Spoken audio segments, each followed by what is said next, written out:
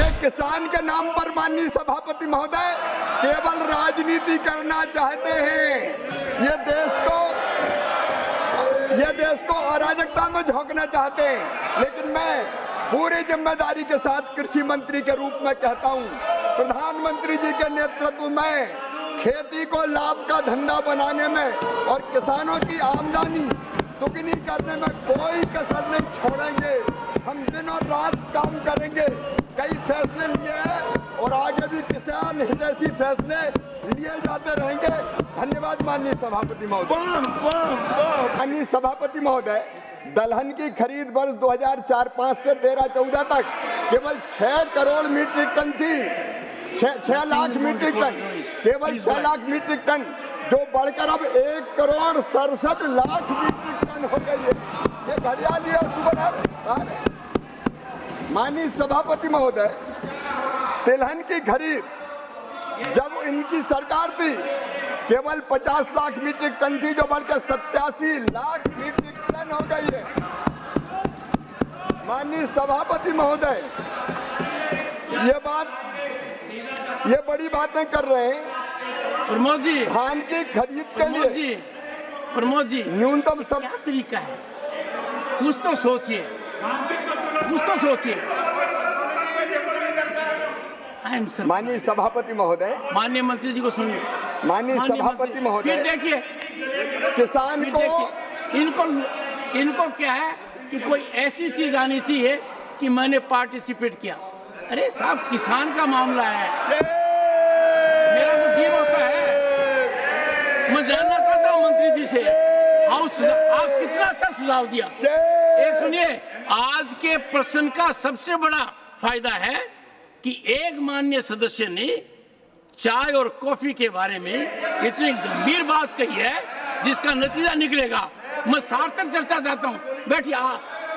हाँ, माननीय सभापति महोदय, कपास की गांठ ये खरीदते थे केवल 26 लाख, हमने बढ़ाकर 31.17 लाख कपास की गांठ खरीदी है। और माननीय सभापति महोदय, संस्थागत ऋण इनके समय ऊंचे ब्याज की दरों पर मिलता था, केवल 7.3 लाख करोड़। ये नरेंद्र मोदी जी की सरकार है, 25 लाख करोड़ रुपया संस्थागत ऋण दिया जा रहा है। माननीय सभापति महोदय, जब इनकी सरकार थी धान की खरीद के लिए न्यूनतम समर्थन मूल्य से लाभान्वित किसान केवल 78 लाख थे, अब बढ़ के 1,83,82,248 हो गए। और माननीय सभापति महोदय, गेहूं के खरीद के लिए न्यूनतम समर्थन मूल्य से लाभान्वित होने वाले किसान केवल 20 लाख थे, जो 22,69,264 हो गए।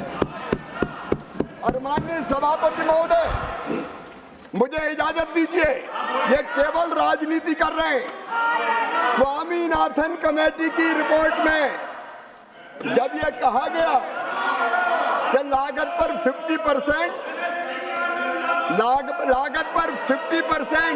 मुनाफा देकर समर्थन मूल्य घोषित करना चाहिए, यूपीए की सरकार ने, जब मनमोहन सिंह प्रधानमंत्री थे, उन्होंने साफ तौर पर यह कैबिनेट नोट है, मैं इसको सामने सदन के रखना चाहता हूं।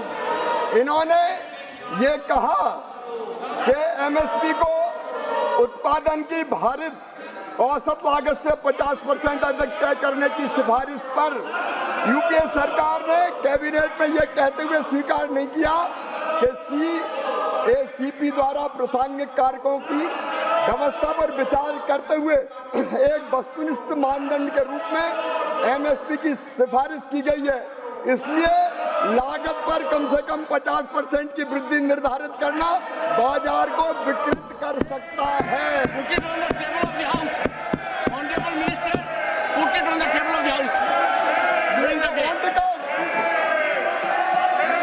इन्होंने स्वामीनाथन आयोग की सिफारिश स्वीकार करने से इनकार कर दिया। ये कांतिलाल भूरिया जी का जवाब, तत्कालीन कृषि मंत्री, उन्होंने कहा कि स्वीकार नहीं किया जा सकता। सम्मानित शरद पवार जी का जवाब, जो सरकार में जो सरकार में मंत्री थे उन्होंने भी कहा कि सरकार सीपी की सिफारिशों के आधार पर एमएसपी तय करती है और इसलिए पहचानने की आवश्यकता है कि उत्पादन लागत और एमएसपी के बीच कोई आंतरिक संबंध नहीं हो सकता और उन्होंने इनकार कर दिया, इसको स्वीकार नहीं किया। ये मंत्री केवी थॉमस का जवाब, इस सिफारिश को सरकार ने स्वीकार नहीं किया है क्योंकि एमएसपी की सिफारिश कृषि लागत और मूल्य आयोग द्वारा वस्तुनिष्ठ मानदंडों के आधार पर प्रासंगिक कारकों की विविधता पर विचार करते हुए की जाती है।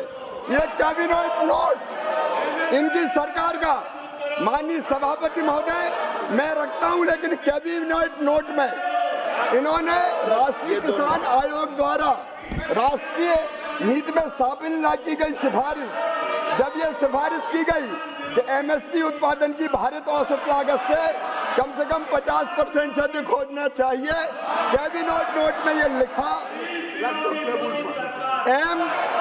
एमएसपी की सिफारिश सीएससीपी द्वारा संबंधित घटकों की किस पर विचार करते हुए बस्ती पूरक मानदंड पर की जाती है, अतः लागत पर कम से कम 50% की वृद्धि निर्धारित करने से मंडी में विकृति आ सकती है। कुछ मामलों में एमएसपी व उत्पादन की लागत के बीच मैकेनिकल लिंकेज प्रति उत्पादक हो सकता है, इसलिए स्वीकार नहीं की जा सकता। ये इनका चेहरा है, ये मैं पटल पे रखता हूँ, ये बजा के रख ये ले जाओ, ये दे दिए, वो दे दिए, ये भी दे दिए। ये इनका असली चेहरा है। ये किसान के नाम पर माननीय सभापति महोदय केवल राजनीति करना चाहते हैं। ये देश को अराजकता में झोंकना चाहते हैं, लेकिन मैं पूरी जिम्मेदारी के साथ कृषि मंत्री के रूप में कहता हूं, प्रधानमंत्री जी के नेतृत्व में खेती को लाभ का धंधा बनाने में और किसानों की आमदनी दुगनी करने में कोई कसर नहीं छोड़ेंगे। हम दिन और रात काम करेंगे, कई फैसले लिए हैं और आगे भी किसान हितैषी फैसले लिए जाते रहेंगे। धन्यवाद माननीय सभापति महोदय। श्री बंसीलाल गुर्जर आजकल supplementary. Nothing is going on. माननीय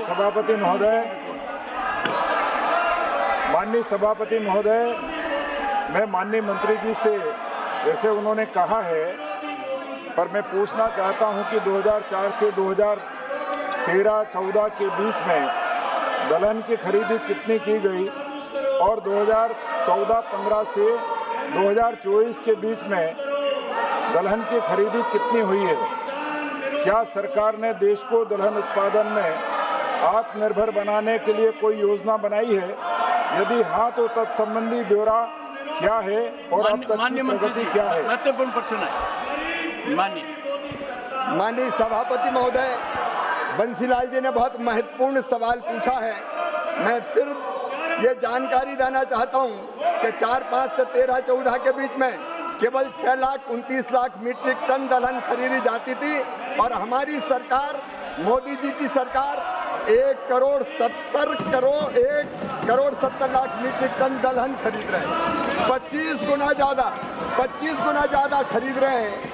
और आदरणीय माननीय सदस्य बंसीलाल जी ने कहा है, वो विद्वान कृषक हैं। मैं निवेदन करना चाहता हूं कि दलहन के उत्पादन को बढ़ाने के लिए इस बार हमने तय किया है कि मसूर, उड़द और तुअर पूरी मिनिमम सपोर्ट प्राइस पे खरीदी जाएगी। चिंता ना करें, देश का किसान दलहन पैदा करे, हम खरीदने का काम करेंगे।